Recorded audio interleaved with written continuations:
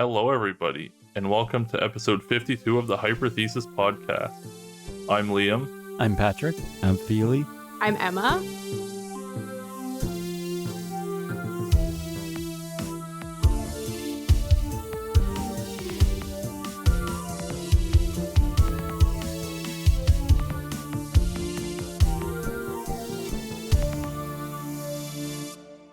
As you can hear, we're joined by a special guest today, Emma MacNeil. Welcome. Thank you. So, Emma is an air quality scientist working in the province of Nova Scotia for Stantec Consulting. Her main work and focus is on point source emissions, specifically stack testing, so smokestacks, and ambient air quality and dispersion modeling. But she also works on some greenhouse gas emission verification and environmental policy analysis. Emma received her Bachelor of Science in Environmental Science from St. Mary's University, where you didn't actually study air quality that much, I was told. So we'll hear more about that soon. And after she graduated, she worked for about 2.5 years solely on stack testing programs before she accepted her current position. But before we get into what you've done, Emma, and your work, does anyone have an intro topic prepared that we can talk about? Yeah, I kind of have a bit of a relevant topic to discuss, and that's the recent creation, or I guess defining, of a new El Nino, which is currently happening in the South Pacific, but is happening worldwide. So we're going to have to get another guest on eventually to talk about the El Nino and the El Niño Southern Oscillation. But I figured it'd be cool to do a quick summary since it's been in the news lately and is linked to essentially record high average temperatures across the world. I think this came up briefly in a previous episode as well. Maybe. I feel like it did in the forest fire one. But anyway, yeah. Oh, yeah. Yeah, I mean, pretty much anything to do with atmosphere or climate or things like that, especially on global scales, like with forest fires, where we're seeing the effects in many places in the world, have to do with this El Niño Southern Oscillation, also known as ENSO. So essentially, the El Niño Southern Oscillation consists of 3 different phases, since it's an oscillation. The first one being the El Niño, which is a warming of the ocean surface in a particular area off the western coast of Chile. So it happens in the Pacific Ocean, in the South Pacific Ocean, off the coast of South America. In particular, Chile is down there. We see a warming of the surface of the ocean.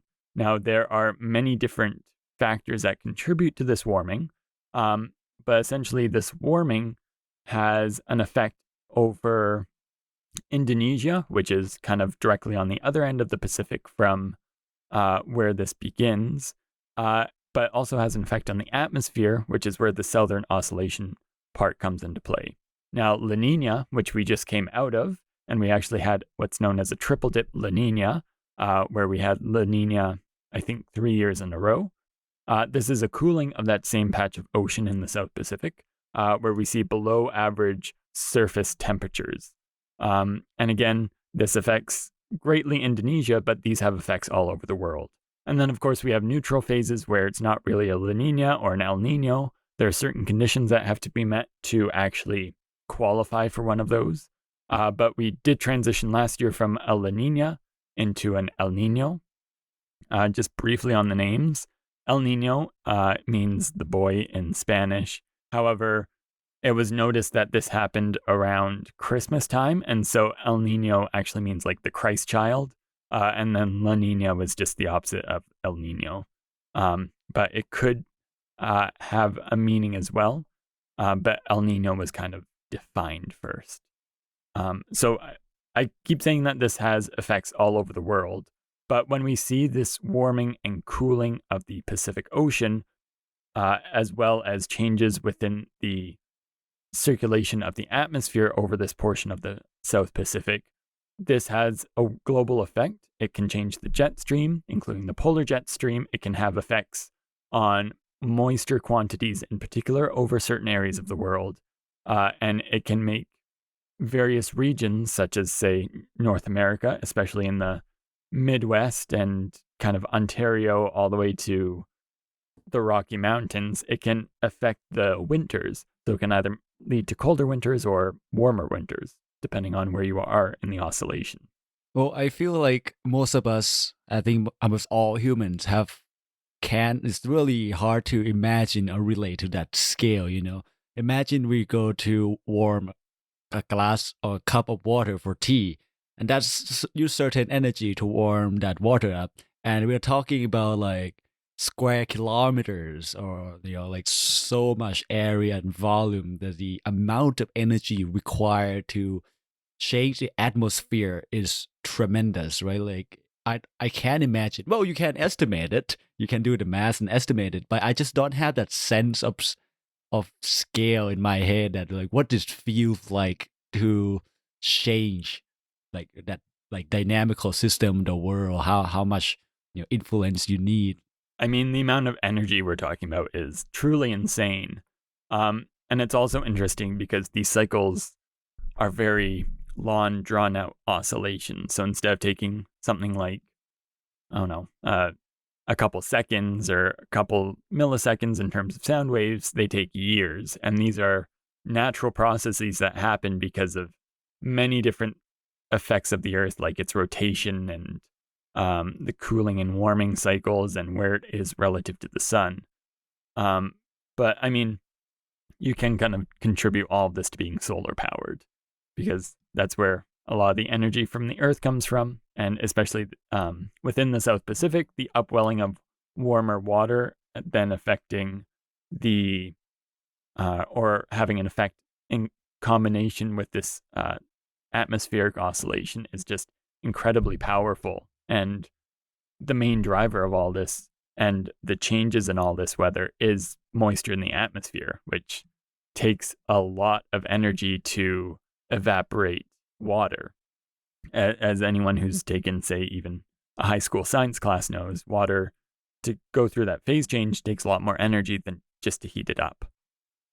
So there's a lot of energy involved here, and there's a lot of long-term effects. And I just want to mention one of those effects quickly is that during El Nino periods of this oscillation, we tend to have warmer global temperatures on average. And so just within the past couple of days, we exceeded the previous record for the highest global average temperature.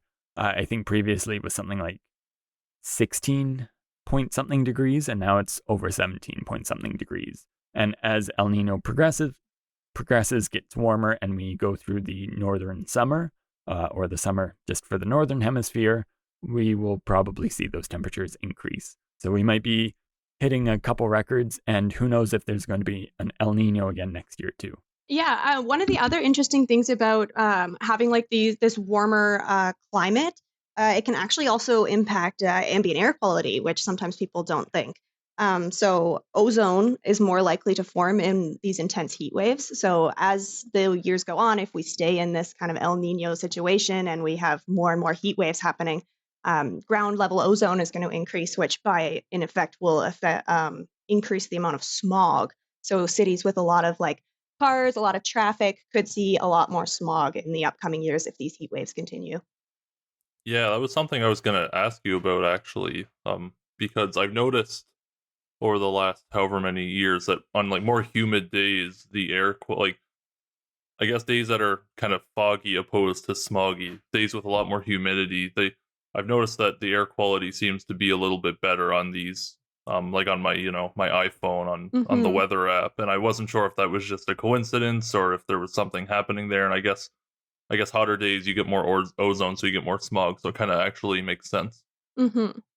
Very cool. Yeah, and again, there are effects that people probably don't even know about yet from El Nino, especially you have a warming of the surface of the ocean, so you're probably getting more carbon dioxide dissolved, and then from that you're getting more carbonic acid, which then just decimates coral reefs and things like that. So the knock-on effects both in the atmosphere and in the ocean are kind of incredible. Like Feely was saying, it's hard to imagine these global scale events that take relative long times to progress, but at the same time, the knock-on effects might last for years, such as an increased acidity in the southern Pacific Ocean, because you have Australia right kind of also at the other end of the warmed area of the South Pacific, and you have the Great Barrier Reef.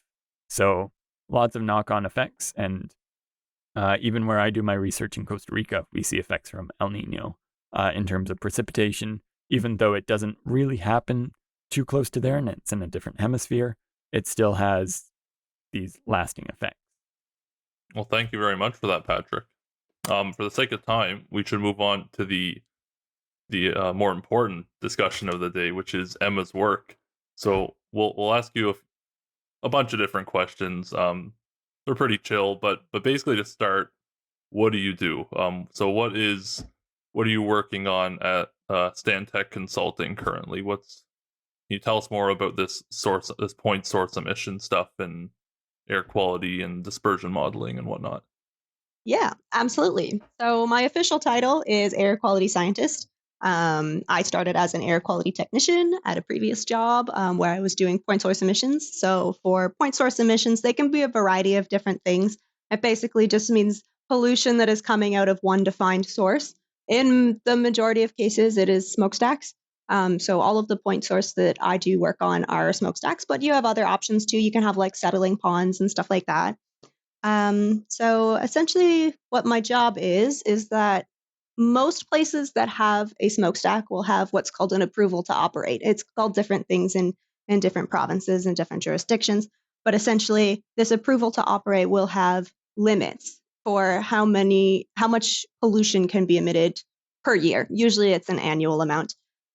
So what my job is as a air quality scientist or a source emissions tester is to manually sample emissions from the stack through specific methods through the United States Environmental Protection Agency, and Environment and Climate Change Canada also has methods.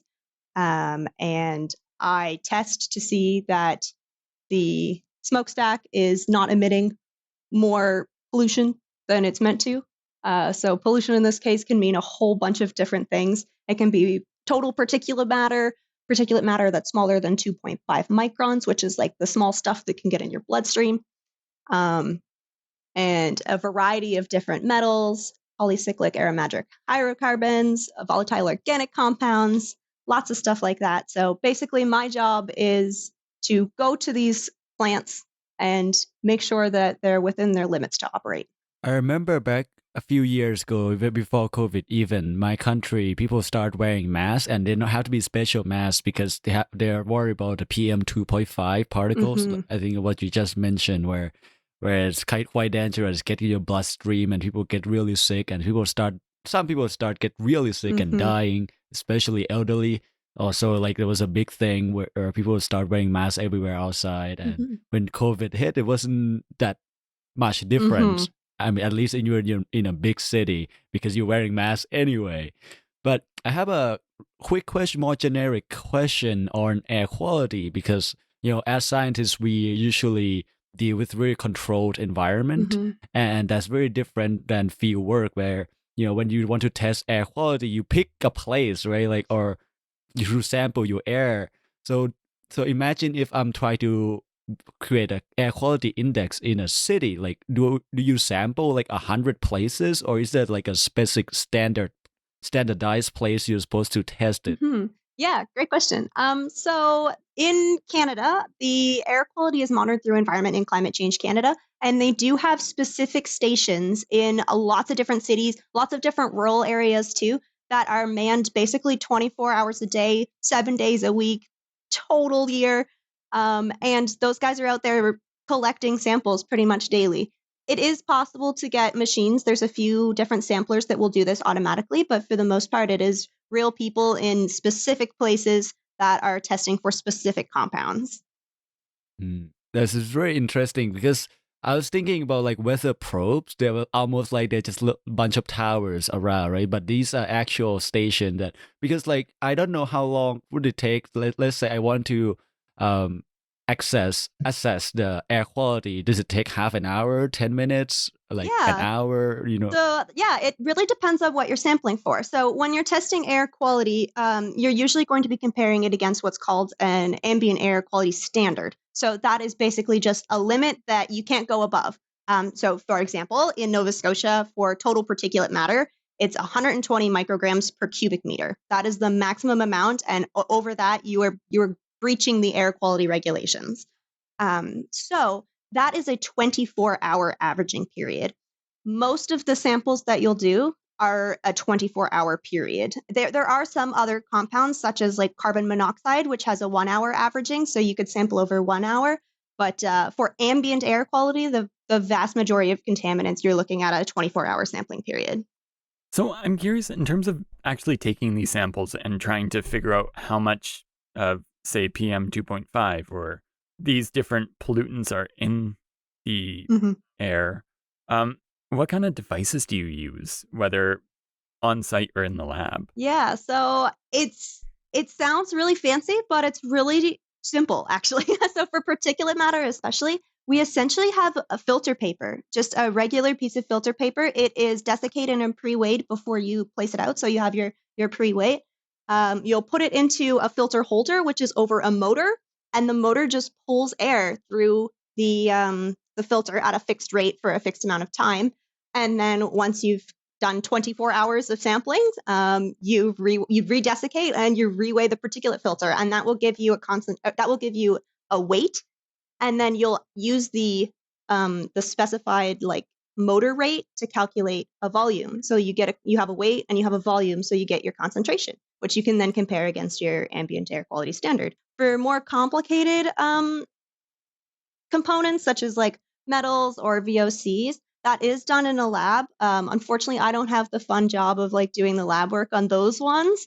But I do know that gas chromatography is used for a lot of different VOCs and also the PAHs, the polycyclic aromatic hydrocarbons.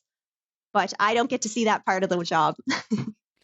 Maybe I was just such a physicist. I was thinking about like mass spectrometer. I was thinking about using like germaniums. I was doing like radioactivity of air labs, and it was like scintillator and those stuff. But You're overcomplicating. not here. You're overcomplicating it.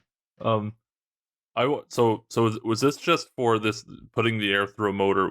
Is that just for 24 hours? Is that for the ambient air quality, or do you do something similar for the stack emissions, or do you have like a different way of measuring what's coming out of smokestacks? Or yeah, so that is very specifically just for ambient air monitoring. Point source monitoring is a lot more complicated, and it involves a completely different approach, really. So you have what's called a sampling train when you're doing stack testing. So it consists of a nozzle with a known size, which is going to help you determine the flow, a probe, which is just a metal tube that's hollow on the inside. You put that into the stack, and at one end you have a motor, and you also have what's called a dry gas meter. So the dry gas meter is actually measuring the amount of gas that you're pulling through the probe. So between the probe and the dry gas meter, depending on what you're sampling, you'll have a variety of different chemicals. So if you're sampling for particulate matter only, you will just have a filter, and then you'll have some like water as well to help you measure the moisture, because that's also really important in determining the flow rate. If you're measuring for something more complicated, like semi-volatile organic compounds or metals, you'll have different chemicals in they're called impingers. So it's like glass that have stems, and you put the chemicals in them, and the gas from the stack will flow through the chemicals. And at the end of the test, which varies in time depending on which method you're using, you will recover those chemicals. So take those chemicals out of the glass impingers, and they will be sent away to a lab for analysis. So I'm curious, are you also monitoring for, I guess more so like greenhouse gases like carbon dioxide or nitrous oxides or sulfur dioxides or things like that as well? Yeah, so not so much in ambient air monitoring, since they're on a ground level, so it won't really impact greenhouse effect as much. But with stack testing, absolutely. So what I mentioned earlier, the approval to operate, those will often have limits set for certain greenhouse gases. Sulfur dioxide sulfur dioxide and nitrogen oxides are kind of the big ones right now, but you can also measure for CO2 as well. So those are measured using what's called a continuous emissions monitor. So these analyzers are computers basically that draw a sample of gas through it, and it'll give you a real time reading for whatever compound you're looking for. And those all happen in real time, and it's a continuous stream. Those tests are pretty nice to do because you really just got to sit back and watch the machine. Wow, it's really amazing how things are being like, streamlined, right? But there are I think a word you mentioned that I'm really curious about is gas chromatography. My limited chemistry background, like very limited. I remember doing normal, I think, liquid chromatography in lab at some point in my life. Mhm. Life is basically, there's some solvent mixture and just like special paper, it sucks up the solvent and different thing that's dissolved in it would have different color spots that come out of it. But I wonder how does it work in terms of gas? Like, what does it look like? Yeah, unfortunately, I've never gotten to do the gas chromatography. I just get to write it on my chain of custody. But I do know that it works the same way as you said with like a liquid. So this is mostly used for non-organic pollutants, like metals are analyzed using gas chromatography. And it's a change in color to determine the concentration. But unfortunately, I haven't had a chance to ever perform a gas chromatography test. I know that there's like humidity strips that you can put in a certain area and they'll change certain colors based on how humid the air is, and maybe it's something similar like that where it's absorbing it and changes color basically, even though it's a gas and not a liquid. So, not to name and shame or anything, but I'm just curious, what kind of industries or types of stacks that you monitor are the worst emitters? And this is, I think, three of us here, if I got my background right, are from a place that had a very stinky emitter around it for a while. Yes. In terms of like the dirtiest, I would have to say iron ore plants. I can't name them because there's only two in Canada, but yes, I have tested at an iron ore facility that was dirty, both in terms of like particulate matter and then also in terms of like actual emissions. As for maybe the place that I think you're speaking of, bleach plants definitely can be a huge emitter, and the emissions from bleach plants are usually like volatile organic compounds. So that's what's like really giving you that smell, um, as well as the bleach, which does get emitted. I think one of the really interesting things about bleach plants is that they emit a lot of moisture as well. So a lot of the times the stacks that you see for bleach plants look really, really bad. Like there's a lot of kind of emissions that are coming out of it. But the majority of what you're seeing is actually just the water vapor, not the contaminants themselves. Well, there is another source that I heard of that I don't think I ever verified. So people think of cars pollution are from like the exhaust, but also the brake dust. So every time you brake, it's a friction, and it, Mhm. it basically eats away the tire, right? And it comes out as like these little particulates of maybe rubber in the air. Is that something that you ever looked at? No, I have not looked at that, but it definitely could be small enough that it would be part of kind of the PM10 or PM2.5 range, which is kind of like the danger range. But as a consultant, I don't always get to work on exactly what I want. A lot of the time is the client going to pay for it, and unfortunately, at this point in time, clients aren't really paying for kind of like studies on in like automobile like individual kind of vehicles like that. Most of the time, it's per regulation because it has to be done. Yeah, because a lot of these, good old capitalism, a lot of these companies wouldn't be even doing this if they didn't have to legally be doing it. And I was super interested in that. I mean, you probably couldn't say which place. Like, I was wondering if you've ever gone to some stacks or some places and measured things and they weren't within the regulations, and how do you deal with that and what process happens? I don't know. Yeah, no, that definitely does happen. It happens all of the time. So usually that gets escalated to kind of like the government level. As a consultant, I don't really have a whole lot of power. Like it's really just my job to say, here are your results. Like it's not even my job to tell them how to reduce their emissions as a consultant, because that's it comes into like, that's a different job, and I can't do that job if I'm doing the emissions testing. So if a plant is found to be an exceedance of the limits that are set in their approval to operate, they'll receive a fine from the environmental department. It can range. It's definitely not as much as you maybe think it is, but it does vary by province, and some provinces do have tougher environmental regulations, especially when it comes to air quality. Yeah, because I mean, so we went to the same high school actually growing up, so you know where I'm from, Trenton, and we have a power plant there.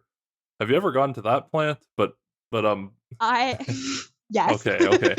But I know that there's also a pulp mill in a neighboring town, and for years and years and years that pulp mill always broke the regulations, but they always just, I think, paid the fine and accepted it, and I don't think they cared, right? Because the fine's probably, like you said, it's a lot less than you might think it would be, so they'd make more money breaking the regulation than they'd have to pay. But eventually I think it got shut down because after like 10 or 15 years of breaking the law, the government was finally like, all right, like this is enough. But Yes, yeah, absolutely. but I'm not surprised at all that this happens all the time. Like, I wish I was surprised, but I'm not. So get to a little bit of a background. So how do you get into this line of work? Or what interests you after your, I think, post-secondary education, and what exactly was your degree, or like what do you study in your university years? Yeah. So back when I was in high school, I was really interested in greenhouse gas. We learned about the greenhouse gas effect, and I thought that was really fascinating that humans could be doing something that seemed so simple on an individual level, but that was like altering the planet on just an insanely massive scale. Um, so when I ended up doing my degree, I did go to St. Mary's University. I studied environmental science. Turns out they didn't really have a super strong air quality department. So I did take a few air quality classes, but I ended up working it was called the Dynamic Environment Ecosystem Health Research Group, which was a laboratory that was looking at historic gold mines in Nova Scotia, and mercury bioaccumulation in the food web from the sediments of these historic gold mine sites. So really kind of far away from air quality. At that point, I was sampling insects and I was testing them for mercury. And but I still always loved air quality. Greenhouse gas, especially, was always really still close to my heart and something that I followed through university, even though I wasn't taking any courses specifically on it. But after I graduated, I pretty much applied to like any environmental science job I could find. I wasn't being too picky. I just wanted to get out in the field. I knew that I didn't want to stay and do my master's. I was getting really antsy at school. So I just took any job that I could find. And the first job that I ended up getting was this air quality technician job, which was climbing smokestacks. And I remember in the interview, the first question they asked me, "Are you scared of heights?" I said, "I don't know." But I guess it worked out, not scared of heights. Yeah, I spent the next 2.5 years traveling all around the Maritimes. I spent a lot of time in Labrador. I spent some time in Newfoundland and New Brunswick, and of course in my home province of Nova Scotia, testing lots and lots of different stacks, from power plants, wood mills, incinerators, iron ore plants. I did a little bit of everything, and yeah, I ended up really, really enjoying it. But the travel just got to be a little too much, so I ended up taking my current position where I do a little bit less traveling, but I still get to do stack testing every now and then. Before we move on from kind of the previous job of traveling a lot and testing these stacks, were there any highlights? Was there any like interesting moments or anything that you can think of? If not, it's fine. I'm just interested in this kind of Yeah, stuff. I think that I had a trip to Newfoundland. I was testing a power plant. So again, kind of going back to the approval to operate, a lot of these places will also have requirements for um, the maximum load of whatever you're testing. So meaning either production of like iron pellets or electricity. It has to be a certain level so that's consistent with what would be the average for the entire year.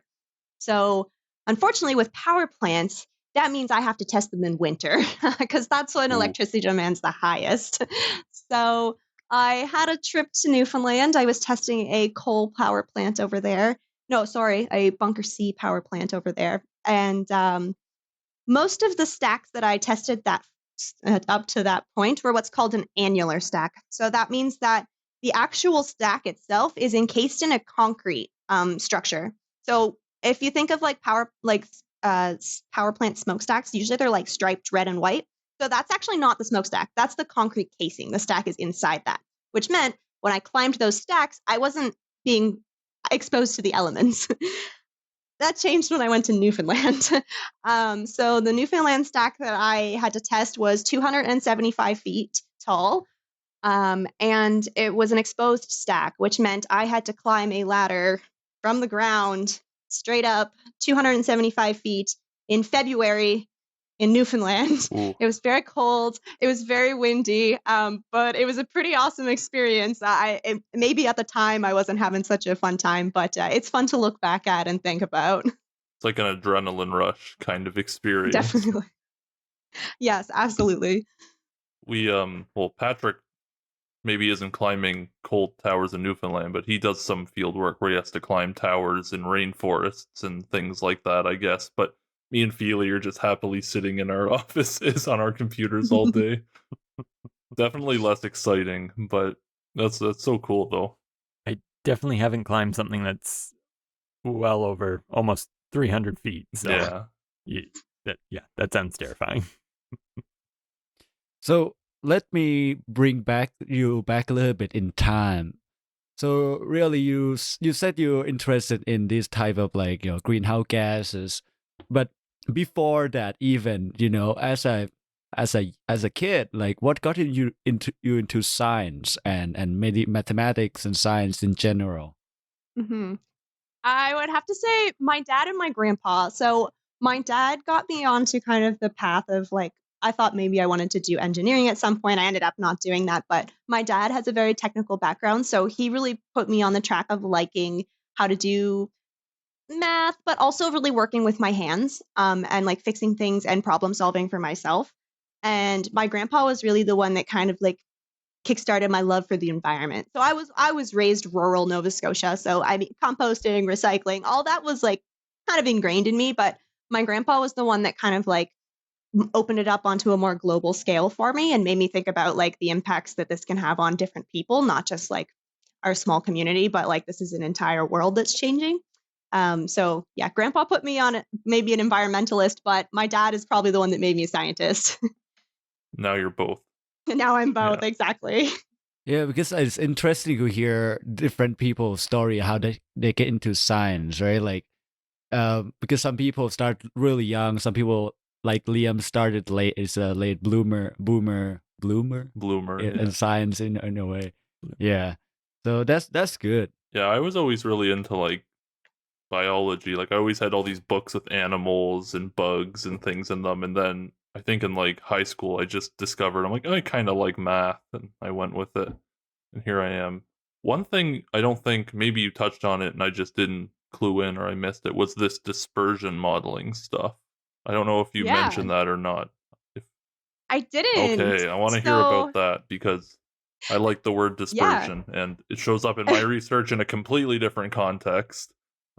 Yeah, I'm excited to hear what dispersion means too, because I know like wave dispersion and in like optics and like solid state stuff. We have very different they kind of mean the same thing, but very different contexts. All right, so dispersion relation stuff. Yeah. So dispersion modeling is what happens after you do stack testing. So stack testing will give you what's called an emission rate. So you're going to have for whatever pollutant it is, and then you're going to use the flow, which you're measuring through your sampling train, to get an emission rate. Usually we represent it in kilograms an hour, but you can have it in pretty much anything like meters per second or anything you want. So the stack results, the emissions testing results, will get put into what's called a dispersion model. So a dispersion model it's a computer software. I use AirMod, but there's other ones called CalPuff is very common in the US. But yeah, the one that I use is called AirMod. And basically you will create a landscape of the area surrounding the stack, the point source, and then you will place the point source itself in there. So one of the most important things about the point source, is its height. So if you have a taller stack, you're going to get more dispersion. If you have a shorter stack, it means that the emissions coming out of the stack are going to fall in the more immediate area, the more immediate vicinity. And that just has to do with the way that the winds flow. If it's taller, the wind's going to flow across it and it's going to spread it out a lot more. So when it comes to dispersion, we're talking about the dispersion of the pollutants, of the emissions from the stack. So essentially the model is made up of the topography of the area, the height of the stack, meteorological data, which will give you average of like wind speed and wind directions, and then your emissions results themselves. So once you plug everything in, you run the model, and it'll give you ambient air quality for all the areas around your stack. How does that factor in weather? Because weather's so unpredictable. Like, you can kind of only accurately predict it super well a day in advance. And I guess on longer scales, you can predict trends quite well. So you can say, like, next summer is going to be a hot summer or something like that. But it's kind of, in my mind, it must be like you have to run it a bunch of, like, you kind of have to run it and it'll tell you what's going to happen for the next few days, and then you constantly have to feed in information to it. Like, I don't know, how does that work? Right. So in atmospheric sciences, we work in averages a lot. So I am not a meteorologist by any means. I don't really know a whole lot about weather, but the way that we use the meteorological data in our models is by using what's called climate normals. So climate normals are basically an extended period of time, usually 20 years. Canada does 20 years, that will give you averages for a location for that whole period. So we do use extended data.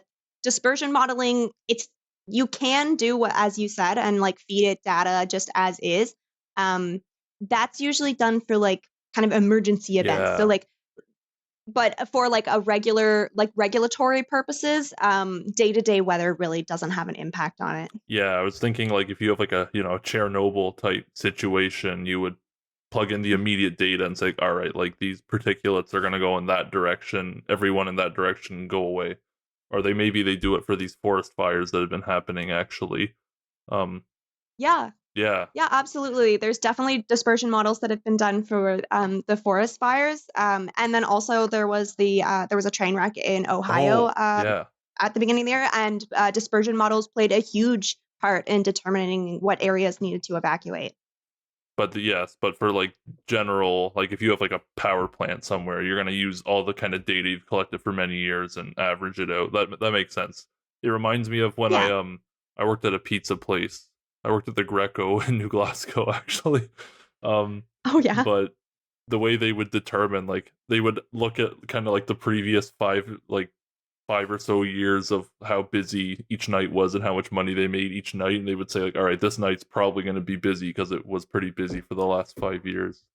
The same Right. idea, different, but probably more important than Greco pizza. But So I think we are gonna get to the routine question that we ask all our guests.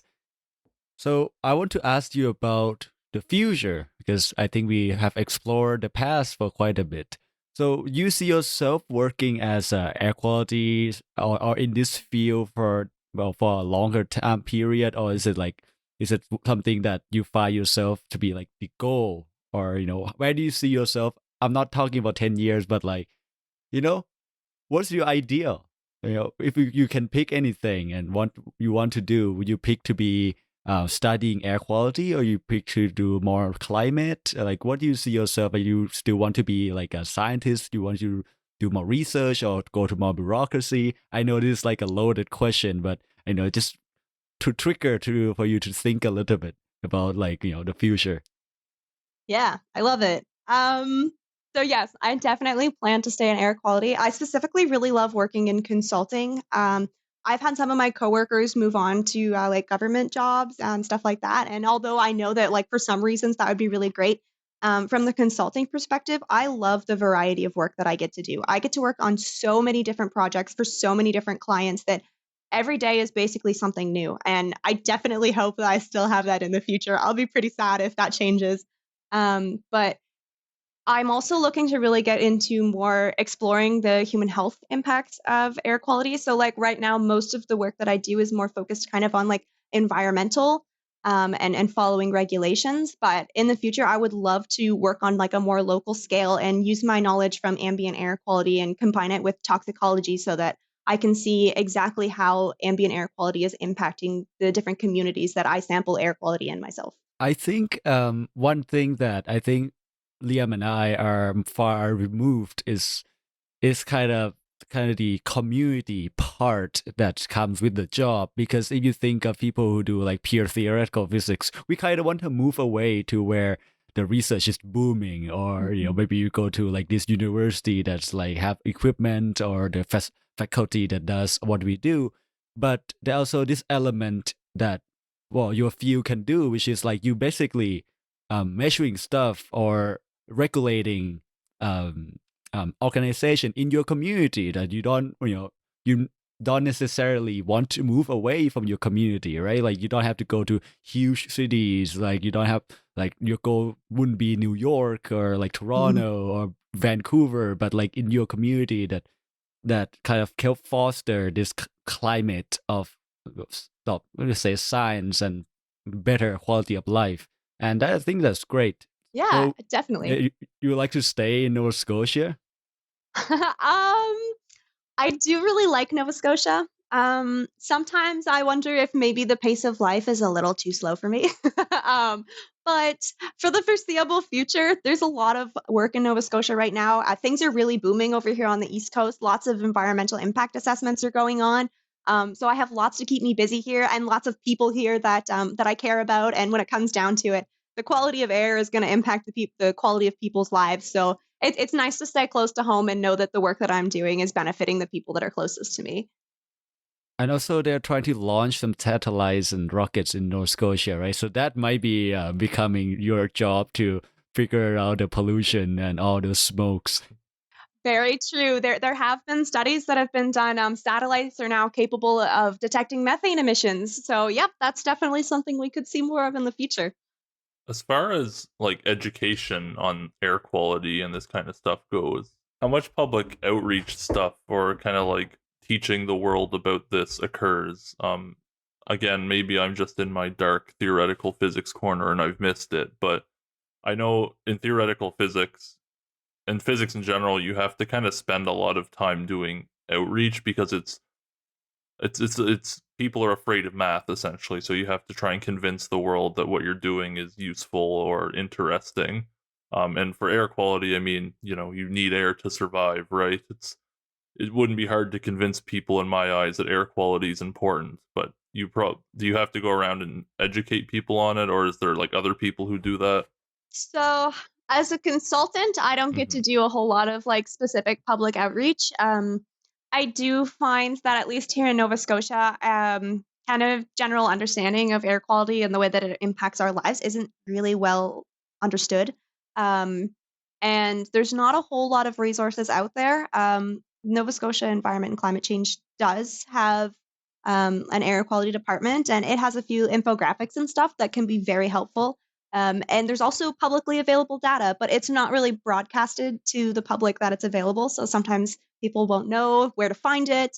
There's not one easy place to get lots of information. A local place called the Ecology Action Center, it's here in Halifax, Nova Scotia. They do have kind of an air quality division, I guess I'll call it, but it's very small and it's very focused on a very small scale. So they wouldn't talk about point source emissions or dispersion modeling or anything like that. It's more of a kind of pollution from vehicles and road dust stuff, topics like that.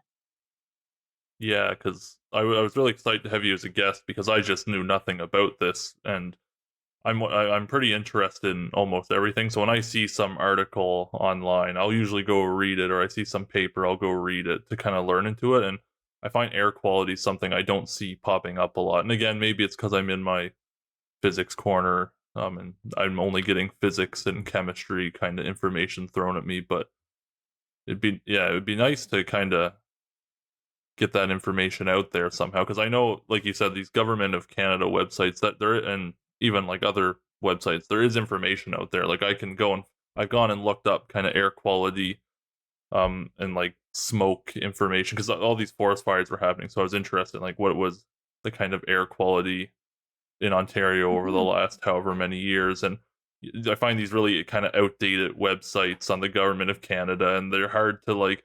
I'm used to reading complicated papers all the time, so for me, it's like okay, I was able to actually follow them pretty well, but I find maybe the average person would kind of get intimidated going into it. Someone who's not a scientist, right? They might get scared of all the plots and numbers and things being thrown around. But anyway, Yeah, yeah, it's absolutely. just a I thought. definitely agree. One of the really great resources that is available on Canada.ca, it's called the National Air Pollution Surveillance Program, or NAPS, NAPS.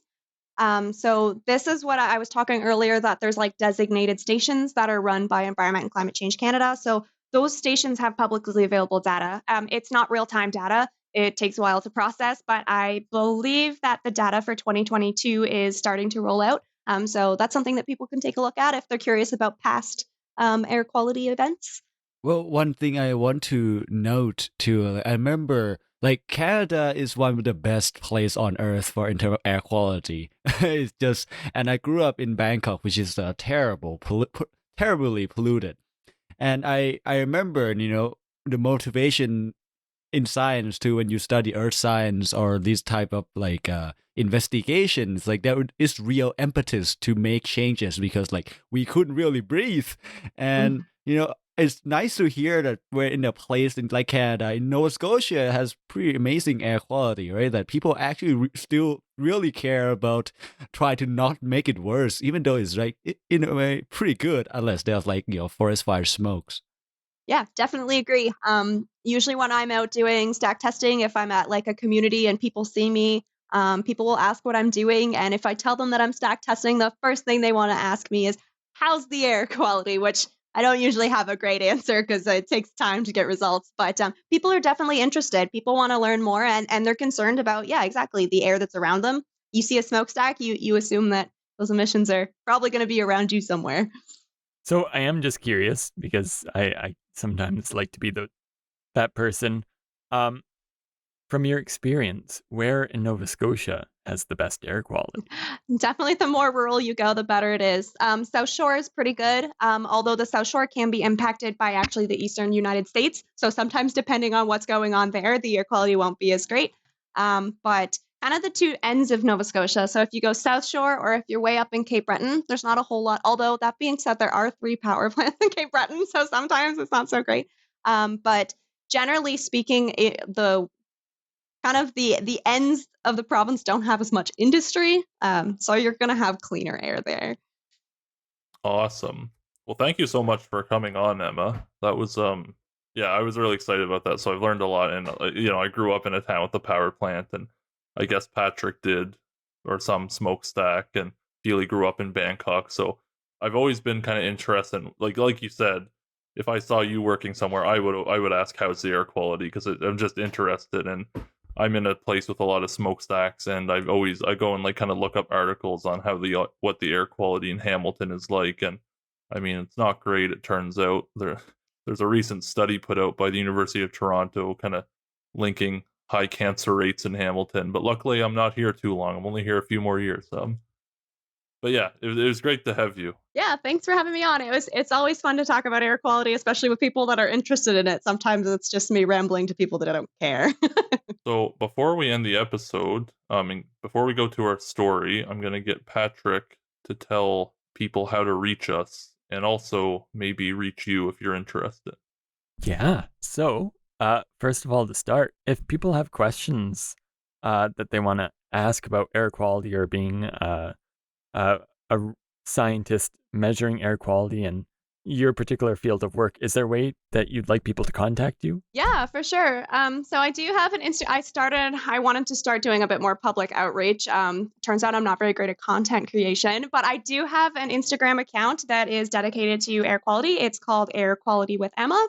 Yeah, feel free to send me a message on there or comment on any of my posts. I do have links to resources on there as well that you can see. Like I mentioned, the NAPS program and also some other fun stuff on there. Cool. So if you have any questions, feel free to reach out to Emma through her Instagram account, or you can also send us an email or a DM on Instagram.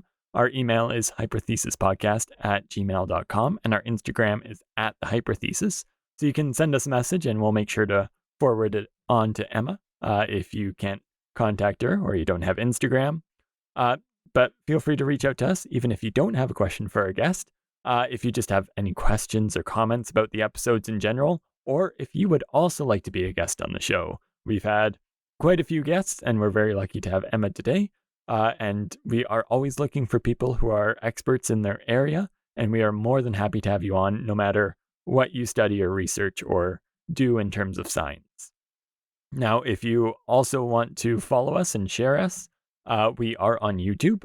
We are still working through the backlog of episodes, and of course, putting out more episodes doesn't always help, but we are getting through it, and you can check us out on YouTube. We are Hyperthesis Podcast. If you just search that, you'll see us and our well-done videos made by Feely.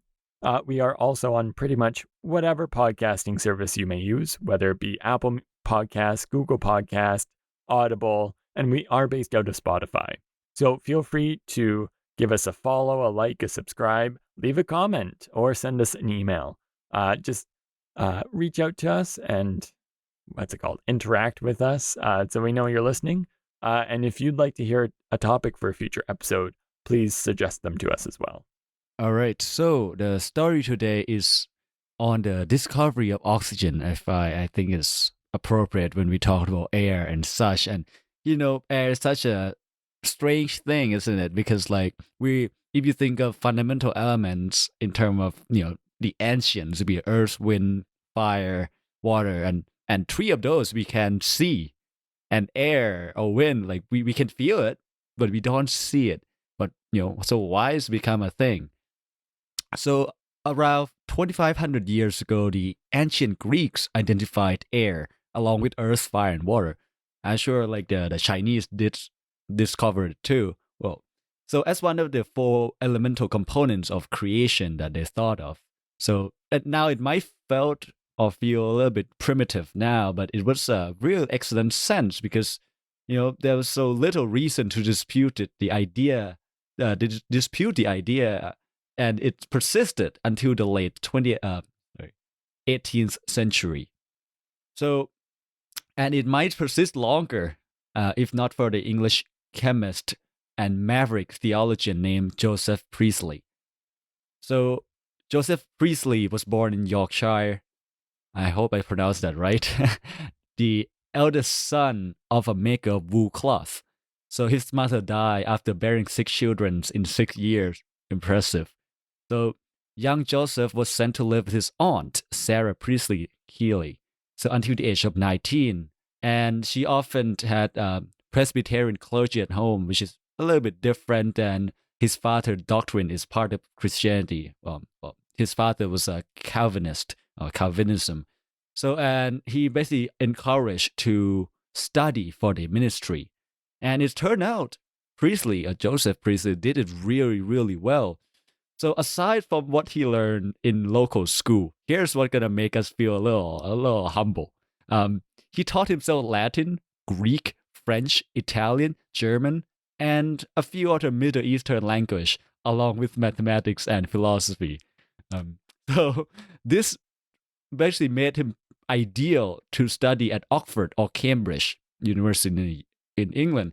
But as a dissenter, so someone who's not a member of the Church of England, Priestley was actually barred from these great universities, which, what a shame. So he enrolled at Daventry Academy, which is a celebrated school for dissenters. And he would say actually was exempted from a year of classes because of all his achievements. So after he graduated, he supported himself for the rest of his life, basically, by teaching, tutoring, and preaching. And his first full-time teaching position was at a dissenting academy in Warrington. And his research, he basically systematically analyzed the property of different quote-unquote airs using the apparatus, which is the inverted container.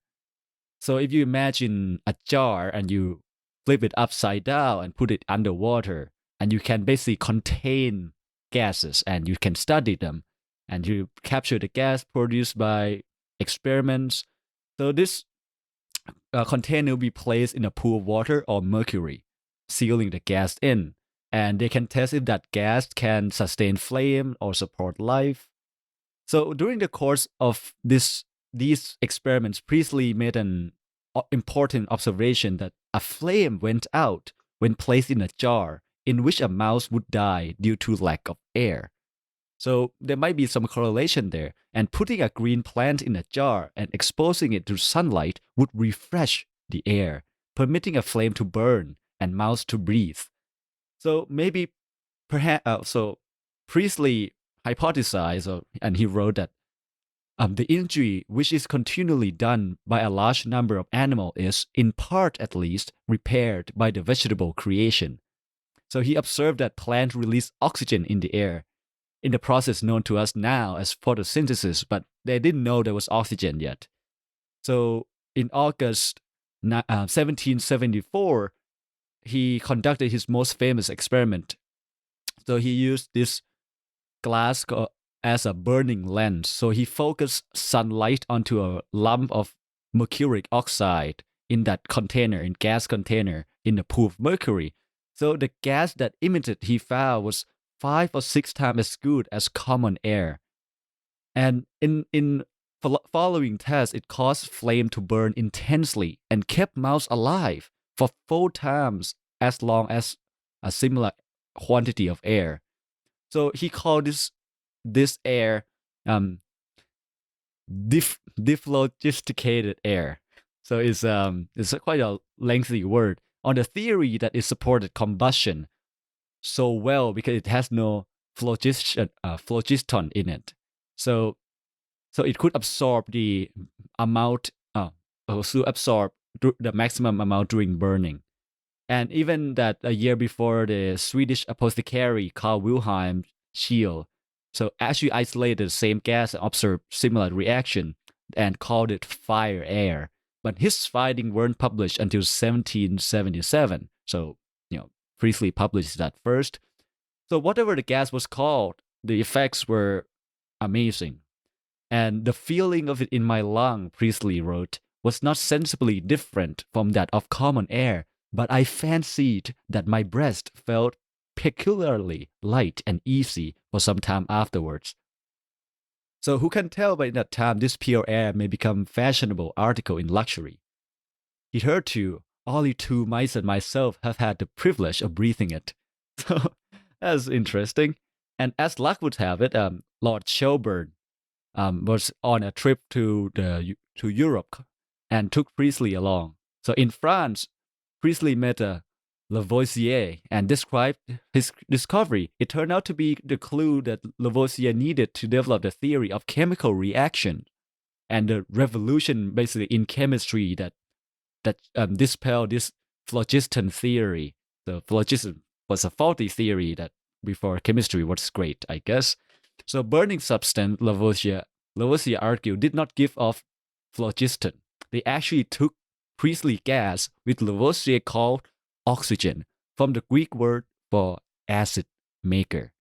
So that is the story of how humanity or Priestley discovered oxygen. So hope you enjoyed the story. Thank you very much, Feely. And thank you guys for listening. We will see you all next time. All right, take care. Bye, everyone. Bye.